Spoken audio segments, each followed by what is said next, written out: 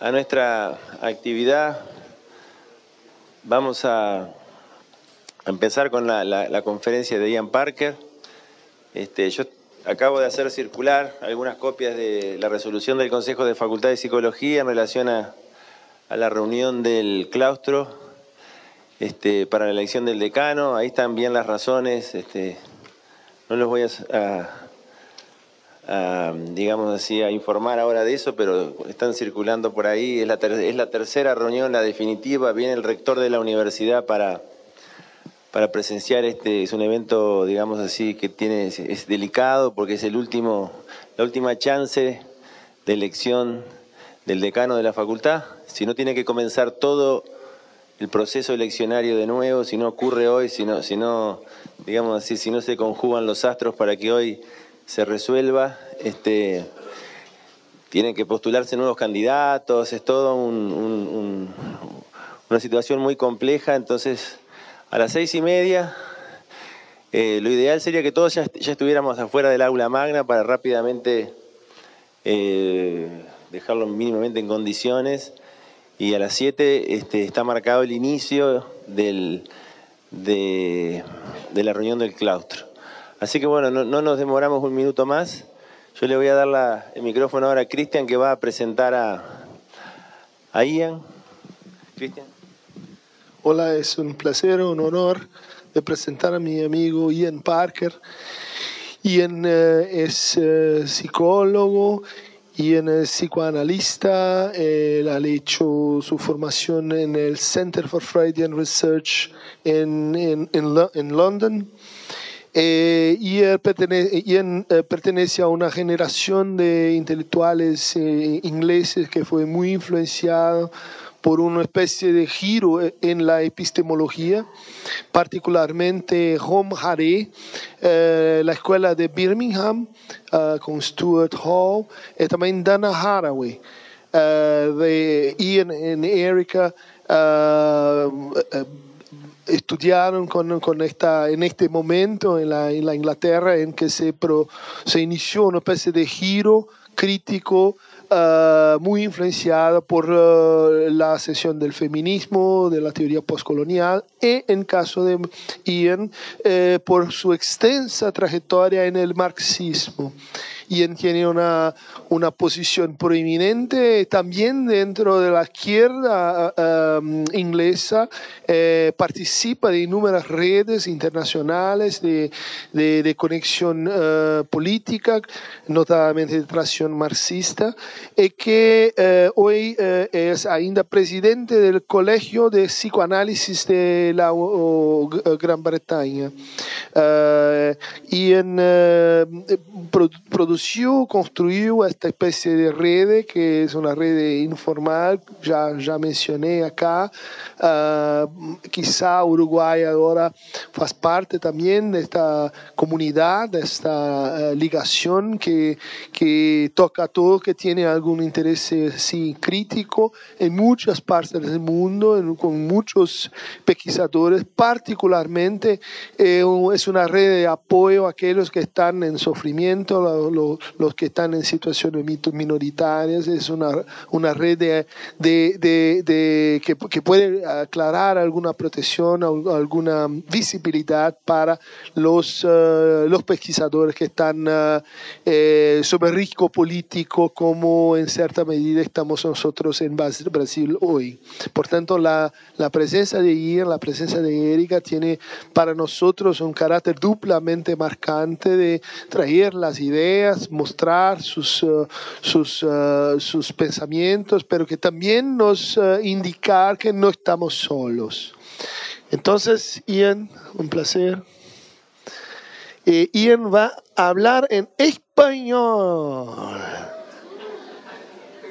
For the first time in history.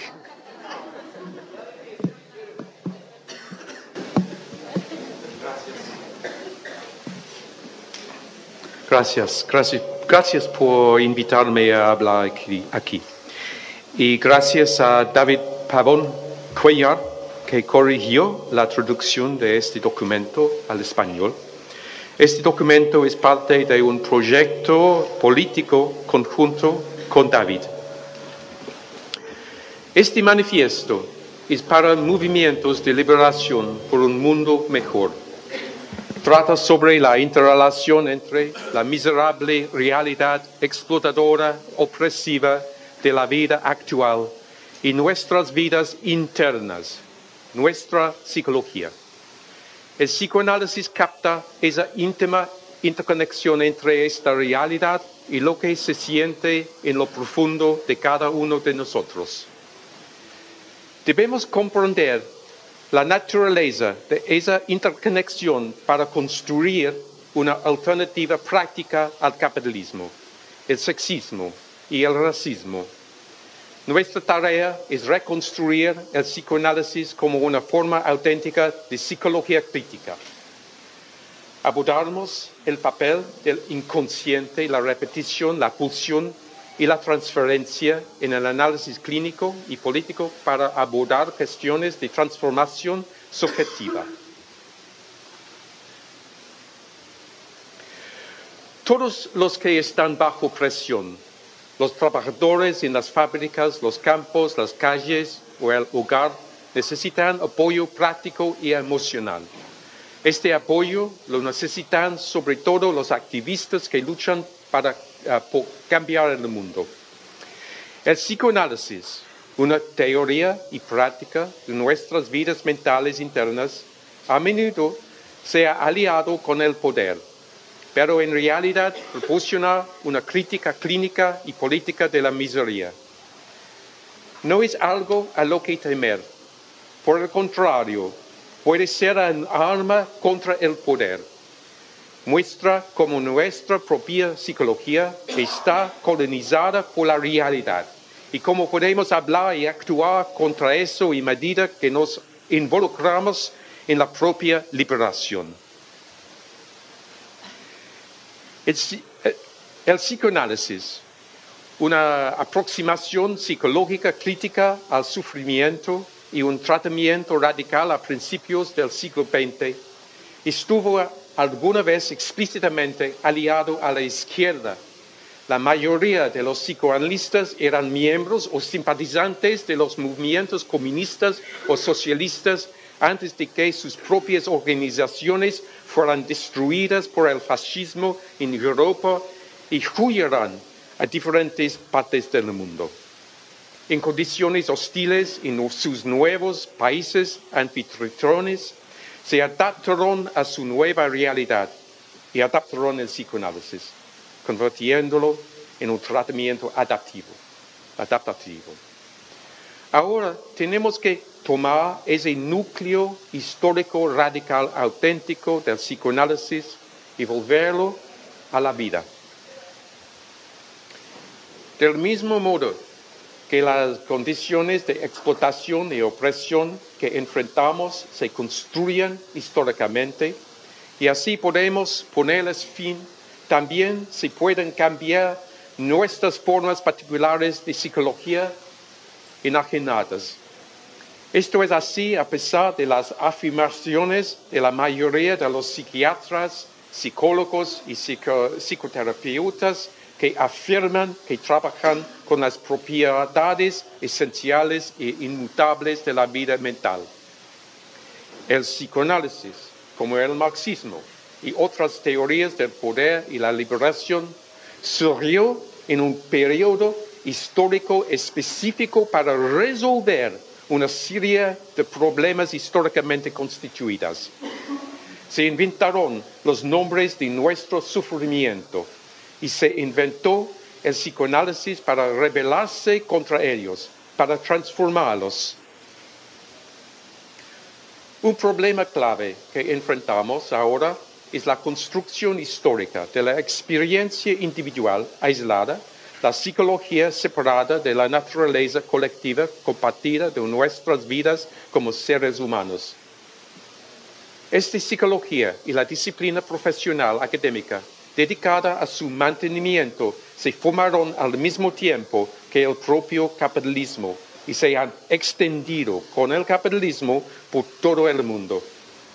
Estrechamente vinculada con un módulo médico psiquiátrico de angustia, esta psicología se ha desarrollado ahora como una herramienta psicoterapéutica para adaptar a las personas a la realidad en lugar de permitirles cambiarla.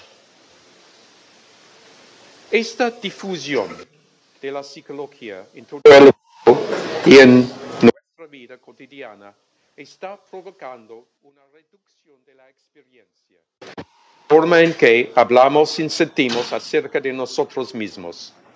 Sin embargo, necesitamos demarcar el psicoanálisis de este proceso y mostrar cómo el psicoanálisis puede permitirnos resistir contra él.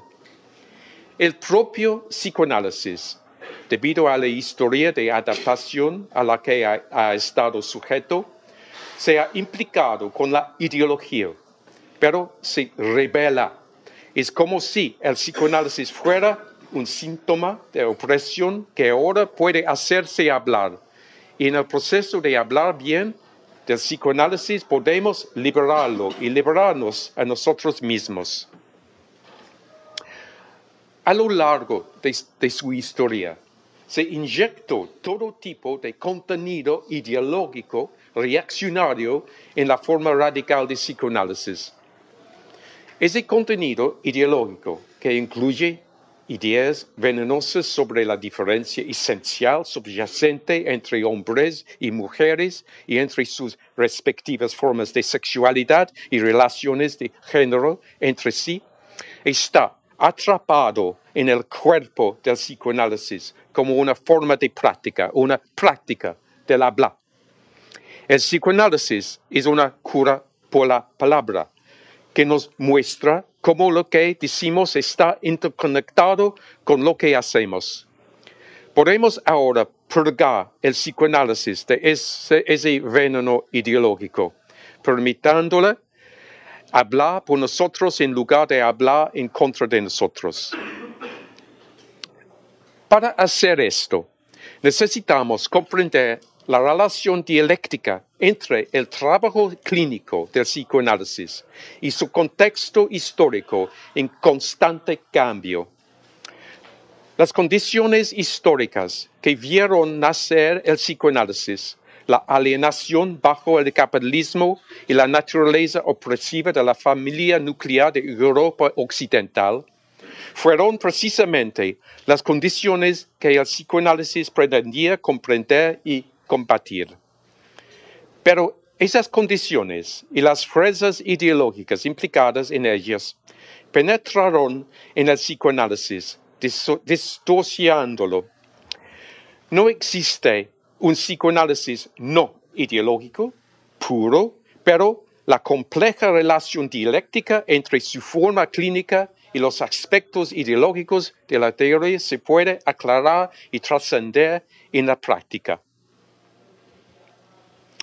4 conceptos clave del psicoanálisis operan como elementos formales radicales de la teoría que resisten contra el proceso profundamente ideológico de la psicologización. Nos centramos en la tensión dialéctica entre la clínica como un espacio privado, espacio de trabajo transformador y el contexto histórico. Las nociones psicoanalíticas del inconsciente, la repetición, la pulsión y la transferencia deben reconstruirse para que sean completamente históricas. Esto para evitar la trampa de aplicarlos a los movimientos de liberación. A medida que ponemos fin al mundo que crea tanta miseria, también anticipamos el fin del psicoanálisis, que funciona como una herramienta y resultado de ese proceso histórico.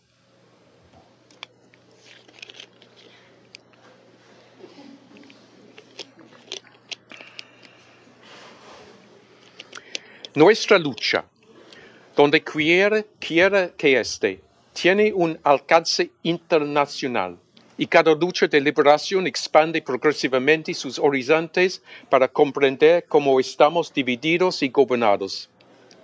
En el proceso, llegamos a comprender cómo otros particulares de diferentes naciones, culturas, géneros se han convertido en otros para nosotros y cómo esa alteridad se ha introducido en formas de racismo y sexismo incrustados.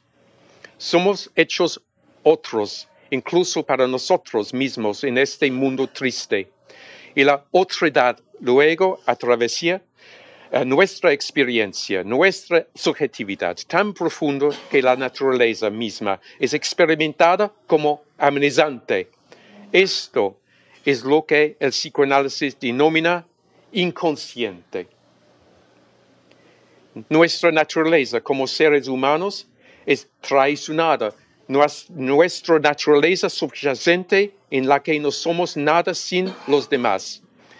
A medida que se traiciona nuestra relación íntima con los demás, las relaciones amorosas de solidaridad con el dolor de los demás se reemplazan por odio y sospecha. Y es así como estamos atrapados.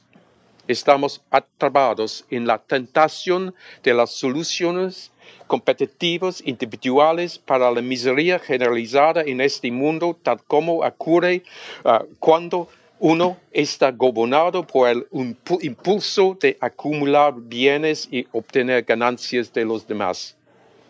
El dominio individual, el ego aislado, se enfrenta al inconsciente, pero el inconsciente habla y luego puede conectarnos con la acción colectiva. Hay un giro dialéctico en esta conexión, que es que si bien el ego individual no es el núcleo del ser humano, tampoco lo es el inconsciente. El inconsciente que suponemos que es tan profundo y oculto dentro de nosotros es en sí mismo algo que habla de la otredad, de la naturaleza, del lenguaje que compartimos con los demás.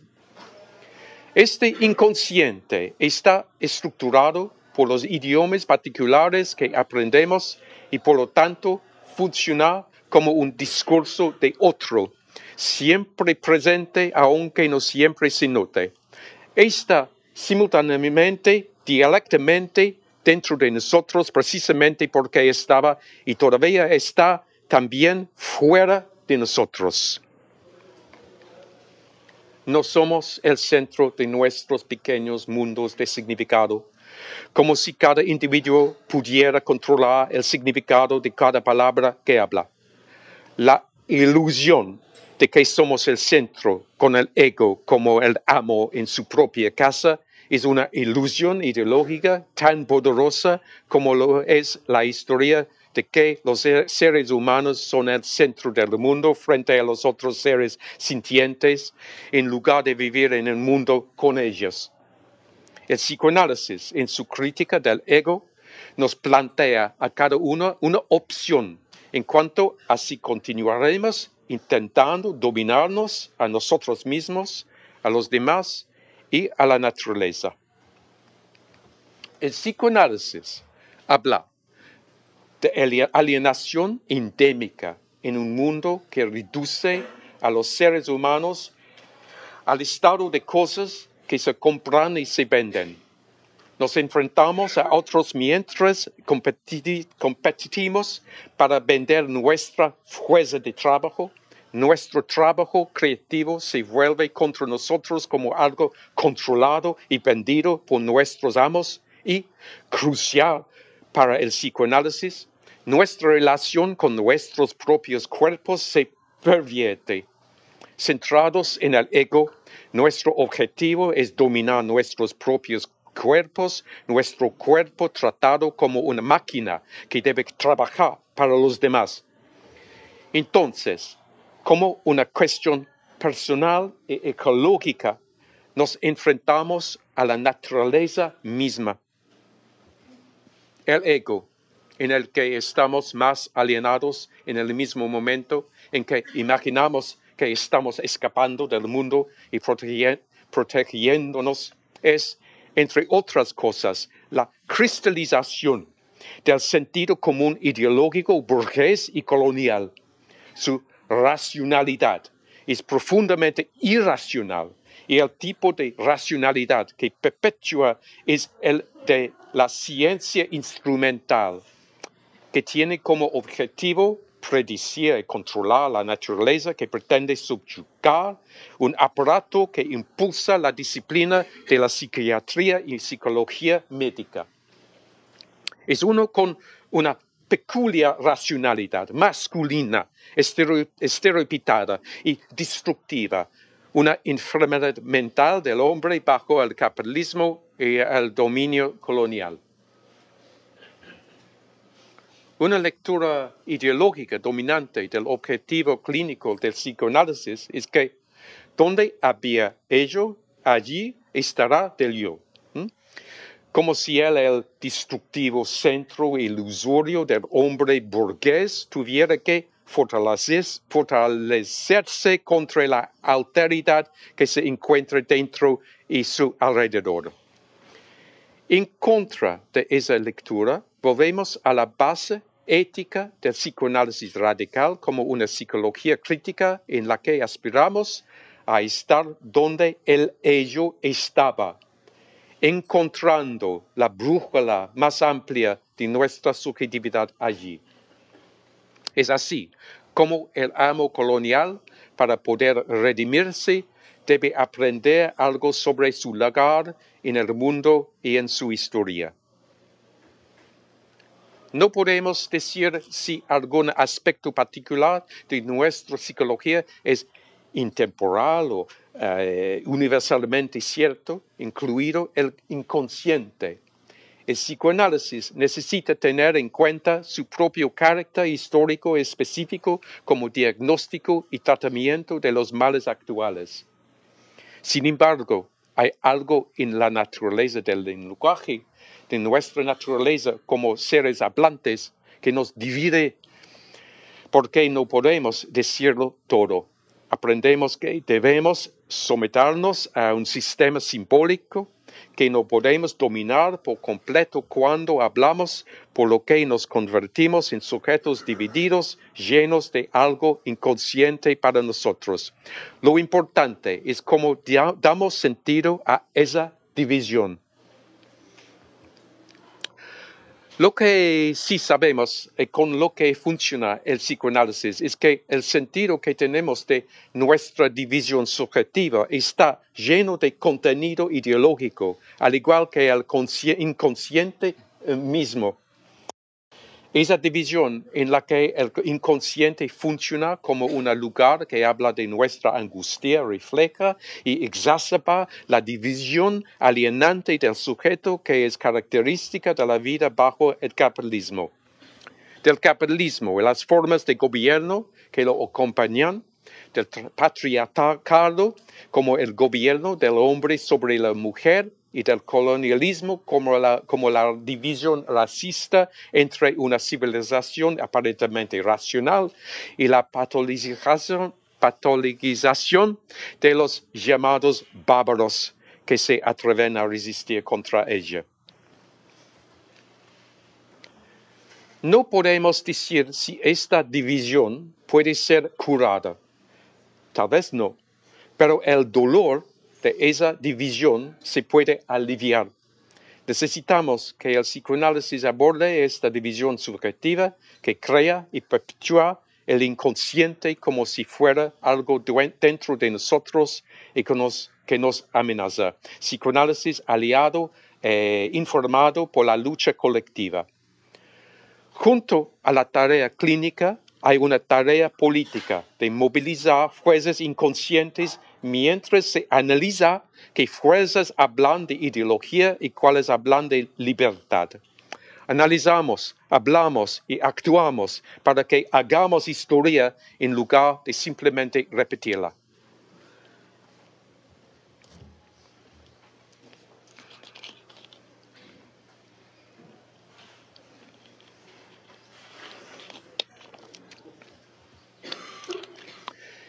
En un mundo anejanado, marcado por la explotación y por la opresión, un mundo en el que también estamos en consecuencia alejados de nosotros mismos. Vivimos con la alienación como algo inconsciente para nosotros, como si esto comprendiera fuerzas fuera de nuestro control. Estamos sujetos a la naturaleza repetitiva del lenguaje, de las palabras, de las frases y narrativas familiares, culturales e ideológicas que siguen contando las mismas historias sobre quiénes somos y sobre lo que no es imposible lograr. Y estamos simbólica y corporalmente sujetos a la repetición de soluciones contradictorias fallidas ante problemas materiales socialmente estructurados. Sufrimos nuestra historia personal y política, a menudo como si estuviera más allá de nuestro control y como si fuera incomprensible. Esta es una función de la dinámica familiar estructurada por el poder patriarcal y la dinámica de clase estructurada por el poder del Estado. En ambos casos, y en casos de racismo y otras formas de opresión, una combinación de secretismo y mistificación ideológica resulta en una resolución incompleta de cada uno de los problemas que se presentan y se nos presentan como obstáculos. Las formas de contradicción que no se resuelven se repiten y a medida que las vivimos estamos sujetos a repetición. Nos guste o no, ya sea que nos guste o no el psicoanálisis, la historia misma es un proceso repetitivo de intentos y fracasos para derrocar el orden existente de las cosas. No hacemos la historia en las condiciones que elegimos. Y los diferentes patrones de opresión que bloquean las condiciones existentes, explotadoras y alienantes de producción y de consumo se organizan en torno a una función, la de provocar y bloquear el intento de autoorganización colectiva. De esta manera, el racismo y el sexismo y otras prácticas ideológicas discriminatorias deben repetir su función de permitir la acumulación de recursos materiales, de la obtención de ganancias. Por lo tanto, hay un doble proceso repetitivo en la vida bajo el capitalismo contemporáneo. Se entiende por lo general, por el primer aspecto opera en el dominio de la política, pero el psicoanálisis tiene algo valioso que decir sobre porque las fuerzas políticos económicos materiales también arrastran a los individuos a patrones de comportamiento autodestructivas. Estas fuerzas enganchan y recompensan a los individuos por un comportamiento que reproduce estructuras materiales de dominación, de clase, de poder geopolítico, así como de la familia y la distribución del poder entre los sexos.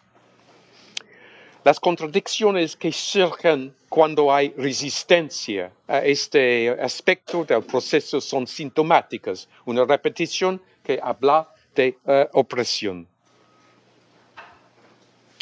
El segundo aspecto de este proceso repetitivo opera ideológicamente, íntimamente ligado con el dominio estructural, material, político, económico, pero también íntimamente conectado con los mundos de la vida personal de aquellos que están sujetos al poder. Mientras hablan de su experiencia en este proceso, los sujetos no pueden hablar, su propio punto de vista se deslegitima y sus testimonios se distorsionan sistemáticamente. Las contradicciones que surjan aquí también son sintomáticas, la repetición de la queja y el fracaso que habla de opresión. La tarea clínica psicoanalítica es permitir que los sujetos hablen. Y aquí, por supuesto, la clínica se vuelve política. Lo personal es político, como proclamó el feminismo socialista.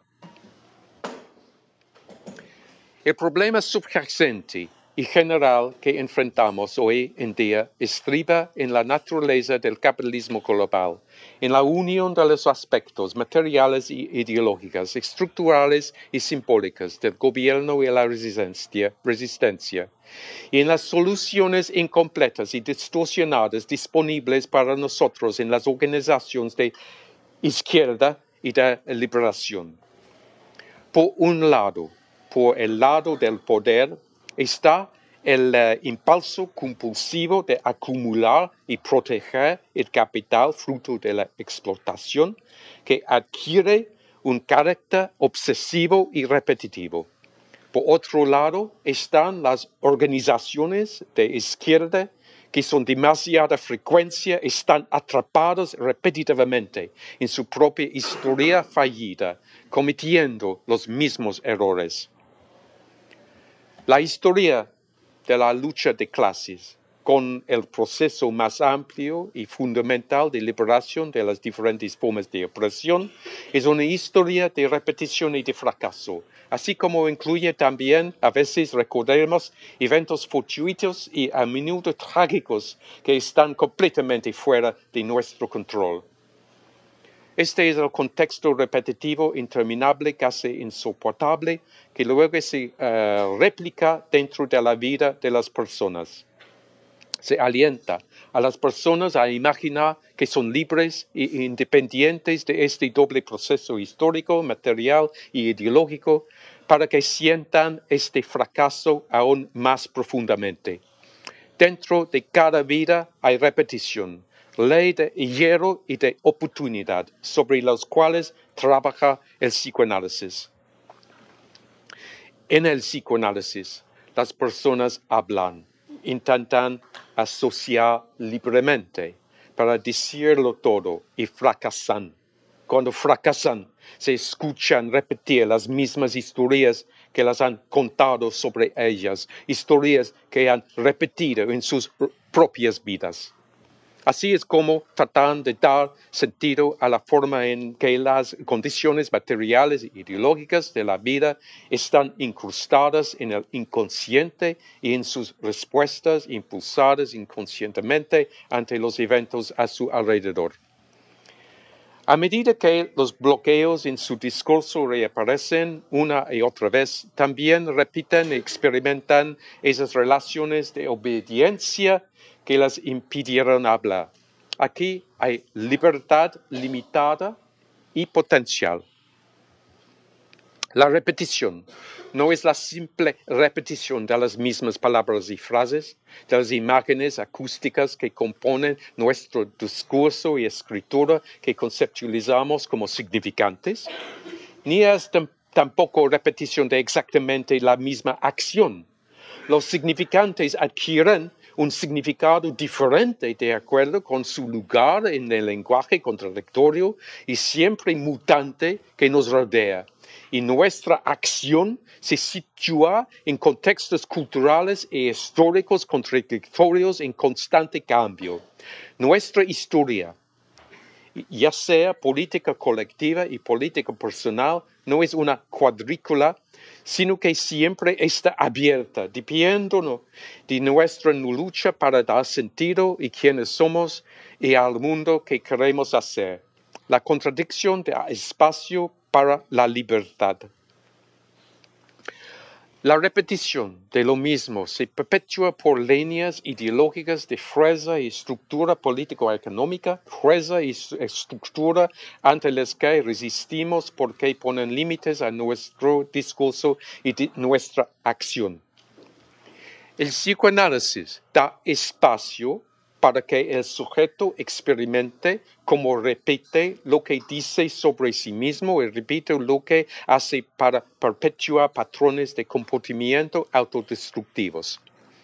En lugar de la repetición de lo mismo, la clínica abre el espacio para que surja algo diferente, la diferencia absoluta que hace un significante y un sentido absolutamente diferente y muy singular de su propia subjetividad.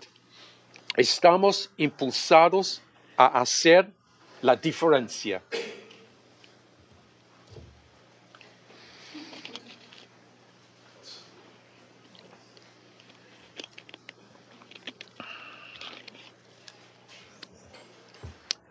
algo nos impulsa a rebelarnos.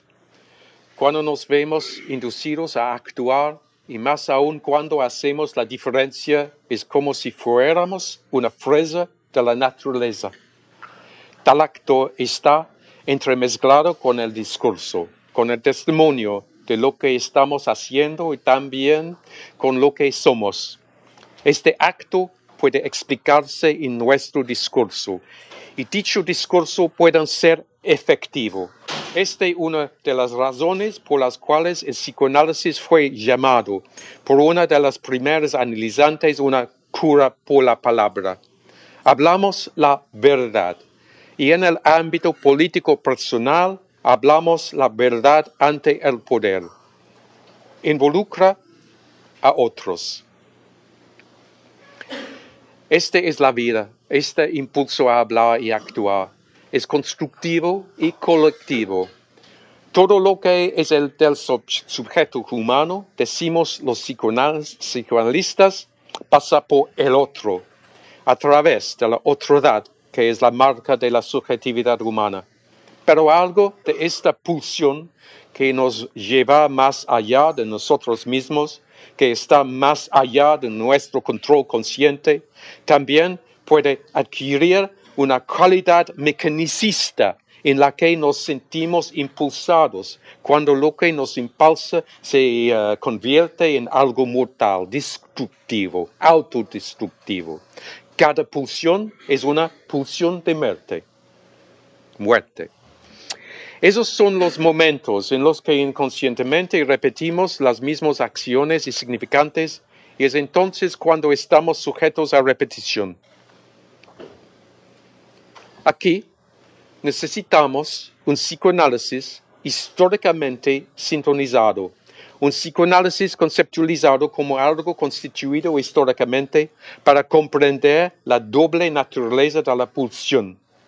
La pulsión es constructiva, es vida, es lo que está dentro de nosotros, lo que nos permite construir vínculos con los demás, construir cultura y formas de organización política y hablar de otros mundos posibles.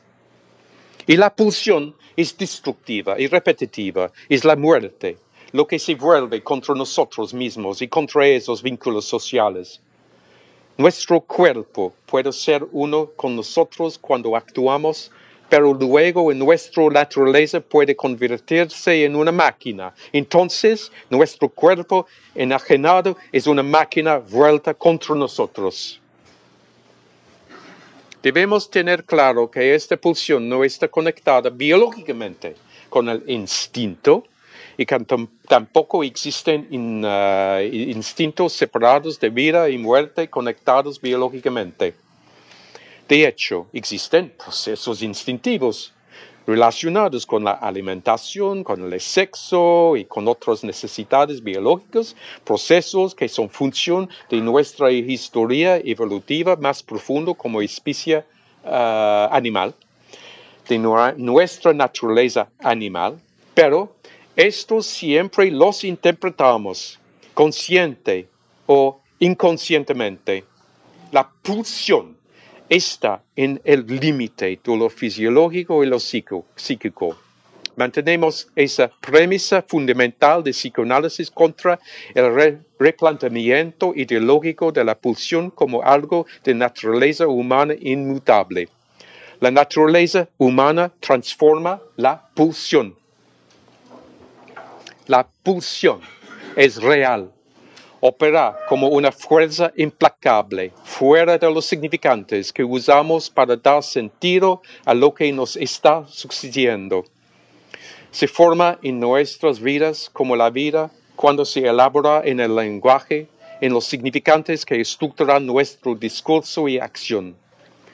Este aspecto real de la pulsión es lo que la hace aparecer en el cuerpo como si fuera una fuerza instintiva, necesidad de comida y sexo, y también le permite aparecer en nuestro discurso, en la repetición de significantes. Entonces, estamos sujetos a la repetición ideológica sin sentido, a la ideológica como máquina.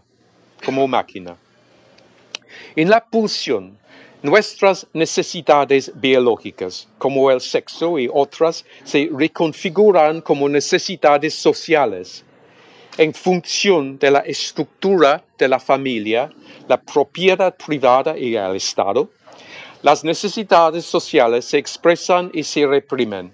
Cuando la reproducción, un proceso evolutivo, instintivo, biológico, sustenta y luego es moldeado por la sexualidad humana al nivel de la pulsión. El sexo mismo se transforma en uno de los puntos sintomáticos de la sociedad, como transmisión y como rebelión contra el poder. Es por eso que el sexo es fundamental para el psicoanálisis, opera como el núcleo sintomático, históricamente constituido de las relaciones sociales en la sociedad de clases. Se vuelve real como pulsión.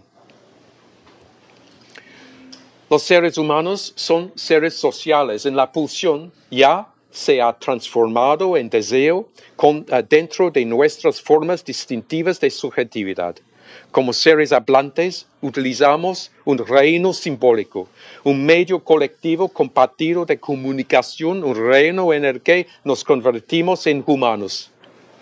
Aquí nuestro deseo por los demás se transforma reflexivamente en formas de deseo que, aunque se experimentan profundamente en nuestro interior, también están condicionados por otros.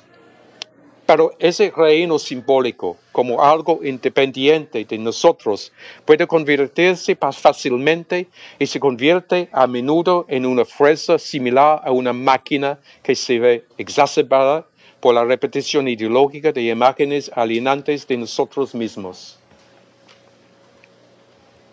Así, la distorsión de la necesidad sexual como si fuera una pulsión implacable está íntimamente ligada con una distorsión ideológica, con una perversión de la sexualidad, que está ligada a su vez con imágenes de sexualidad y género que se encuentran estructuradas simbólicamente.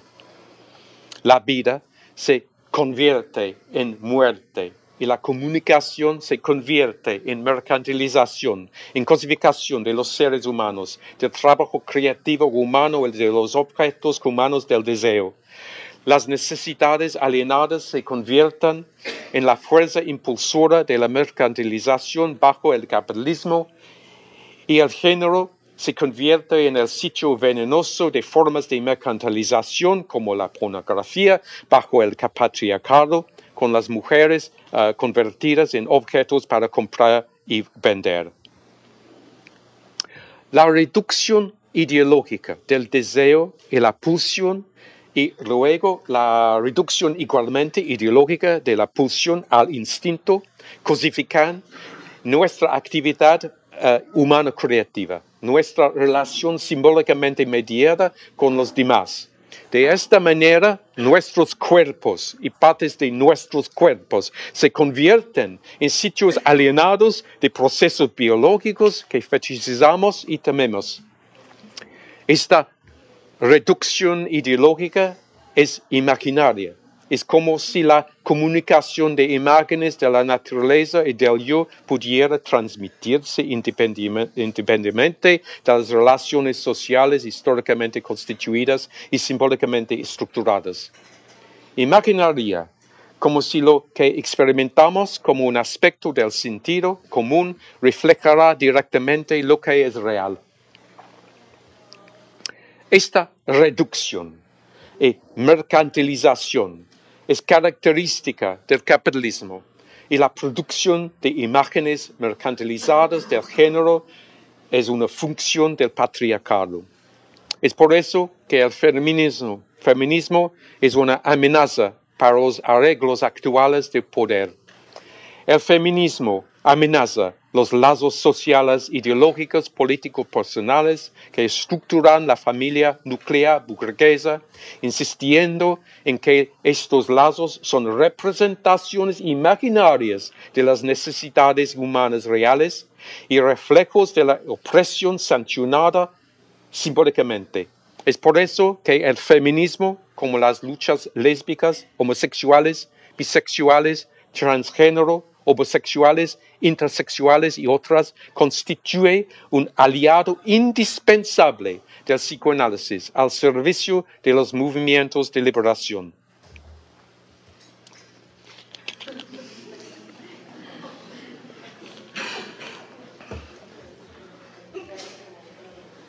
La transferencia, el traslado de fenómenos estructurales relacionados con el deseo y el poder de un ámbito a otro, tiene un significado técnico en psicoanálisis.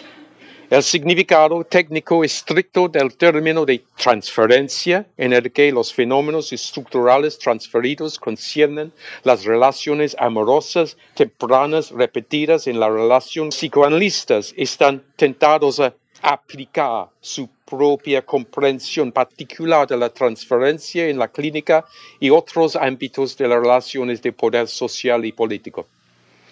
Esas relaciones requieren análisis y acciones particulares, análisis y acciones que luego nos ayudan a comprender mejor la naturaleza del tratamiento psicoanalítico.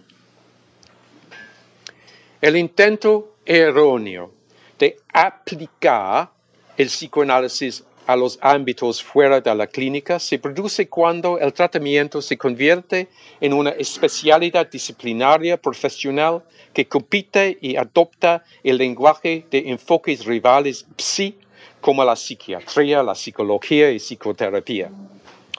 El psicoanálisis no es una cosmovisión, pero es comprensible que muchos practicantes se imaginen que debería funcionar como tal por su propio reclamo precario de pericia. Los psicoanalistas que imaginan que su enfoque debería funcionar como una cosmovisión olvidan un principio fundamental de tratamiento, que es el analizante que analiza. El deseo de poder opera como pulsión entre aquellos que acumulan capital y entre aquellos que voluntariamente, sí, inconscientemente, se convierten en mercancías. El deseo de poder opera entre racistas que desean dominar a los demás y entre aquellos que voluntariamente, sí, inconscientemente, se convierten en víctimas. Y en los movimientos de liberación, el deseo de poder opera entre aquellos que buscan escapar de la explotación y la opresión en los aparatos burocráticos que luego representan y hablan por los demás, en lugar de permitir que las personas hablen por sí mismas. En la clínica, el analizante cuestiona y desafía tal deseo y poder simbólicamente estructurado. Es por eso que la transferencia en la clínica es crucial para el tratamiento. Lo que se transfiere a la clínica y se hace visible de manera experimental para los analizantes es el peculiar nudo de deseo y poder que los ha convertido en quienes son dentro de las estructuras sociales en las que nacieron. Entre las estructuras sociales más potentes con garantías simbólicas se encuentra la familia condensada en un mecanismo con funciones estereotípicas de género claramente distribuidas en la familia nuclear. Estas relaciones familiares se convierten luego en el modelo emocionalmente investido para otras estructuras políticos económicos, cada uno de los cuales luego se trabaja, aunque nunca se dejan enteramente en la clínica. La clínica es un contenedor de resonancia experimental en el que el psicoanalista construye las condiciones para el tratamiento de tal manera que el analizante no solo le esté hablando directamente al psicoanalista, sino también a lo que representa. Lo que representa para el analizante. Lo que representa para el analizante está entonces dentro de la transferencia, como condición para el habla que está íntimamente conectada con una relación corporal íntimamente cercana. Así, el deseo se habla se contiene y se cuestiona en lugar de simplemente representarse. De esta forma, el analizante escucha y dice la verdad sobre la relación que ha forjado entre el deseo y el poder.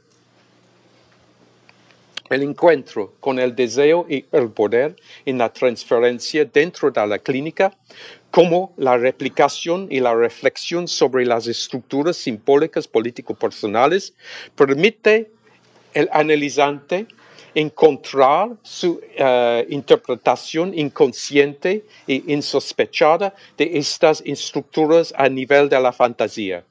De esta manera, el analizante se enfrenta cara a cara con el poder y le dice la verdad. Y el analista tiene la responsabilidad ética de manejar el deseo, dirigir el tratamiento, no dirigir al analizante. El analista se configura a sí mismo como objeto de deseo, sabiendo que habría un abuso de poder en permitir que el deseo fuera promulgado en lugar de ser elaborado en el habla. La repetición de formas de poder y deseo adquiere una dimensión extraña a través de la transferencia en la clínica. Es asombroso precisamente porque combina dos aspectos contradictorios de la subjetividad y pone de manifiesto la contracción entre la conciencia y el inconsciente.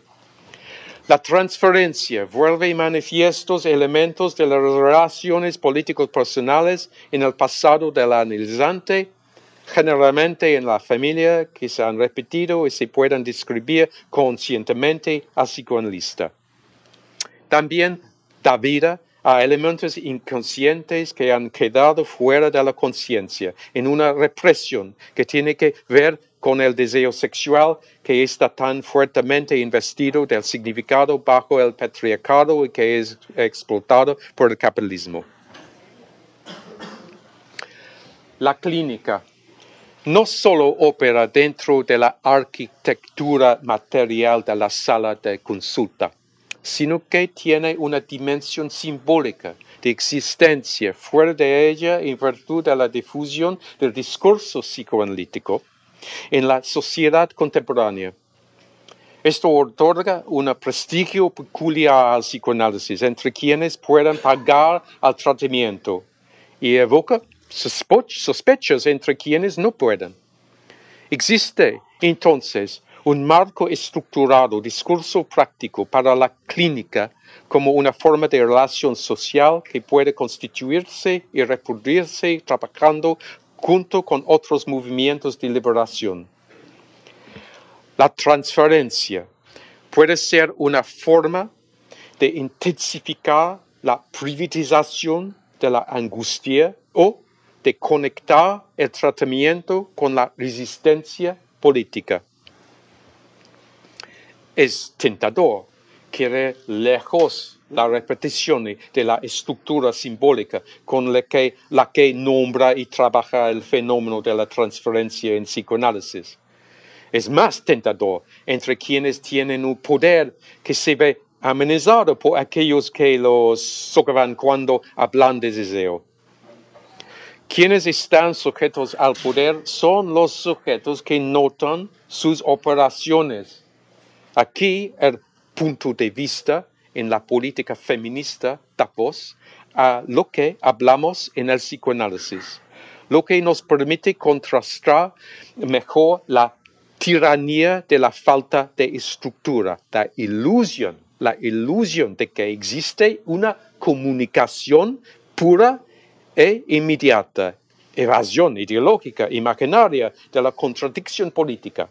Siempre hay estructura en la clínica y en la política. La transferencia es, por lo tanto, una forma en el dominio limitado particular de la clínica psicoanalítica de condensar, aprovechar y trabajar a través de la repetición de significantes en la vida de un individuo y la repetición de patrones de comportamiento, estructuras de acción. trabajar a través de la transferencia en la clínica conceptualizada como un nudo singular, peculiar del poder y el deseo, abre el espacio para la libertad limitada de expresión y para la libertad de movimiento. Pero el potencial para esta libertad abierta por la clínica solo puede realizarse fuera de la clínica, en la actividad político-personal, cuando lo privado se vuelve público, colectivo y transformador.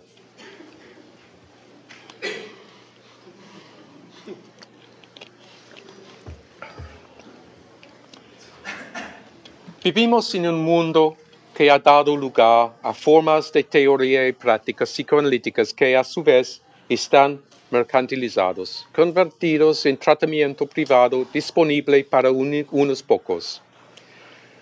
Esto no es sorprendente, ya que cada teoría y práctica de la liberación en un momento u otro se ha convertido en una mercancía académica, distorsionada y en contra de los movimientos sociales. Es preciso, entonces, comprender lo que es verdad sobre el psicoanálisis, no dejar que aquellos con poder nos roben su potencial liberador como psicología crítica. Vivimos en un mundo en el que el psicoanálisis es necesario, pero imposible. El psicoanálisis se vuelve imposible para muchas personas, particularmente para aquellos en movimientos de liberación por el fetiche del pago elaborado como autojustificación para el ejercicio de la pericia profesional, el estatus simbólico y el poder. Debemos incluir en nuestro trabajo psicoanalítico un enfoque sostenido en la memoria histórica reprimida de nuestra práctica, en la historia radical de las clínicas psicoanalíticas gratuitas en Europa occidental continental. Debemos permitir que la transferencia vuelva a funcionar como algo auténticamente psicoanalítico, más que como una manifestación de dependencia inducida por el pago a alguien que pretende saber lo que pensamos o lo que hay dentro del inconsciente. La imposibilidad del psicoanálisis se replica en el replanteamiento médico-psiquiátrico del tratamiento en el que los aspectos de nuestra angustia se separan en elementos discretos especificados como diferentes tipos de patología. Nos enferma este sistema político-económico, el capitalismo, el patriarcado y el colonialismo. Necesitamos tratar esta enfermedad como un síntoma de las vidas que llevamos, no como indicaciones de patología personal. Necesitamos convertir la enfermedad en un arma, hablar de ella como una arma contra el poder, superarla mientras hablamos de nuestro deseo por otro mundo y actuar colectivamente en función de ese deseo. La imposibilidad del psicoanálisis en estas condiciones de racismo generalizado, heterosexismo y degradación repetitiva de los excluidos del poder se intensifica por la reducción de la angustia al nivel del individuo. Aquí, las formas de psicología, incluidas las formas de psicología psicoanalítica, operan junto con el psicoanálisis psiquiátrico médico. La psicología pretende reemplazar a la psiquiatría como un replicador de las relaciones precapitalistas de dominio profesional y servidumbre en las que los que sufren son tratados como pacientes. Pero esta psicología que luego se arroga a sí misma la teoría psicoanalítica como la mejor para dar forma a tratamientos rápidos cognitivo-conductuales, adaptivos, replica así el capitalismo como tal. Esto es una imposibilidad que la psicoterapia luego pretende calmar, un problema que pretende resolver. Es una instancia de la tiranía de la falta de estructura, que promete una cura para la angustia en un mundo que está estructuralmente organizado en torno a la alienación. La psicoterapia evade sistemáticamente la cuestión del poder o, si aborda el poder, pretende disolverlo en relaciones comunicativas imaginarias que construye en su propia forma de clínica. Así como el psicoanálisis es una crítica más que una forma de psiquiatría y psicología, el psicoanálisis es también, o debería ser, lo diametralmente opuesto a la psicoterapia, incluida la psicoterapia psicoanalítica que recupera, neutraliza, absorbe las nociones psicoanalíticas. Estos tres elementos del complejo psi, la densa red de teorías y prácticas sobre el sujeto humano que garantiza y refuerza el poder bajo el capitalismo y el patriarcado, ahora se entrelazan en el fenómeno ideológico global contemporáneo de psicologización. La psicologización en sus diferentes aspectos contradictorios, rivales, reduce los fenómenos sociales a procesos psicológicos como si los individuos fueran los responsables de resolver la angustia endémica en este mundo. Tampoco debemos pretender que el psicoanálisis no ha desempeñado en un papel cómplice en esta psicologización de la vida cotidiana, incluida la psicologización de la resistencia política. La regla fundamental de la asociación libre en el psicoanálisis está diseñada para hacer evidente al analizante que no puede hablar en lugar de producir la ilusión de que podría ser libre de decirlo todo. Esta regla de asociación libre que estamos invitados a seguir dentro de la clínica también habla de deseo político. Hablamos sobre el deseo en la clínica para poder hablar sobre él fuera. Y no para continuar llevando la clínica con nosotros en la vida cotidiana, evangelizando al respecto, sino para que podamos trascenderla, ir más allá de la clínica, hacia la política. Esto hace uso del psicoanálisis para lograr la superación dialéctica del mismo, con él para trascenderlo. El objetivo no es mantener el psicoanálisis en su lugar, sino abolir las condiciones sociales que lo han hecho funcionar, transformar las formas de subjetividad que requieran un tratamiento psicoanalítico. El impulso ético-político es que otro mundo sea posible, un mundo en el que nos asociemos libremente entre nosotros, en el que el libre desarrollo de cada uno sea la condición para el libre desarrollo de todos. Nuestro objetivo es construir un mundo en el que el psicoanálisis sea posible, pero innecesario. Gracias.